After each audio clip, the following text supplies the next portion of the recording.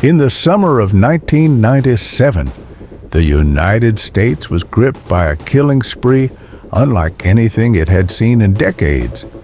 At the center of it all was a man who could charm his way into the highest tiers of society and just as easily destroy everything around him.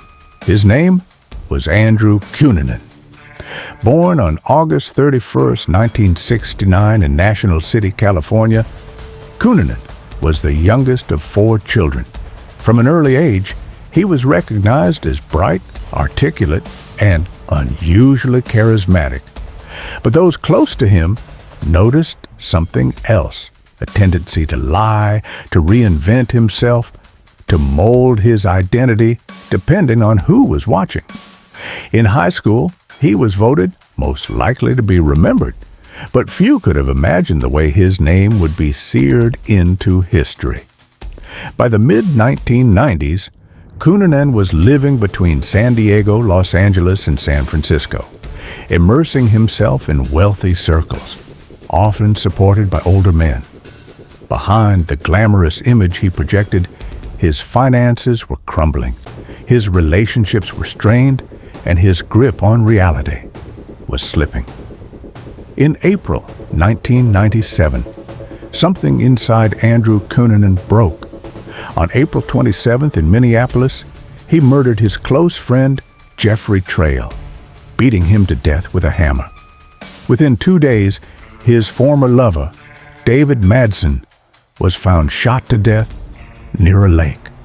Authorities now realized they were chasing a killer who knew his victims well and who was already on the move.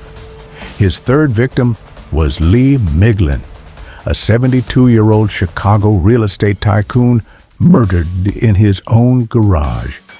The brutality of the crime, binding, stabbing, and mutilation, shocked investigators. Cunanan stole Miglin's Lexus and drove east. Days later, in Pennsville, New Jersey, he killed William Reese, a cemetery caretaker, apparently for no reason other than to steal his pickup truck. By this point, Cunanan was on the FBI's 10 most wanted list, but he wasn't finished.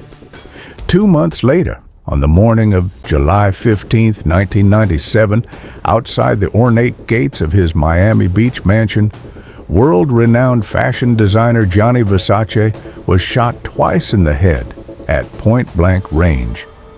Witnesses saw the shooter calmly walk away. That man was Andrew Cunanan. The murder sent shockwaves through the fashion industry and the world. Police swarmed Miami. The media camped outside the Versace estate, and the manhunt reached its peak.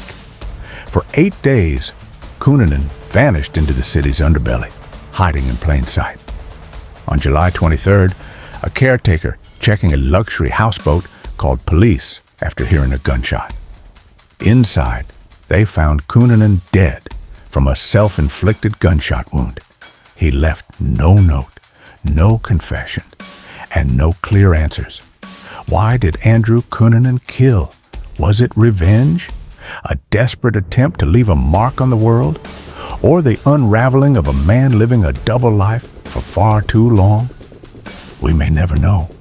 What is certain is that Andrew Cunanan's 90-day spree left 5 people dead, devastated families, and a legacy of fear that still lingers decades later. It is a story of charm turned to chaos, of a man who lived many lives and ended them in violence.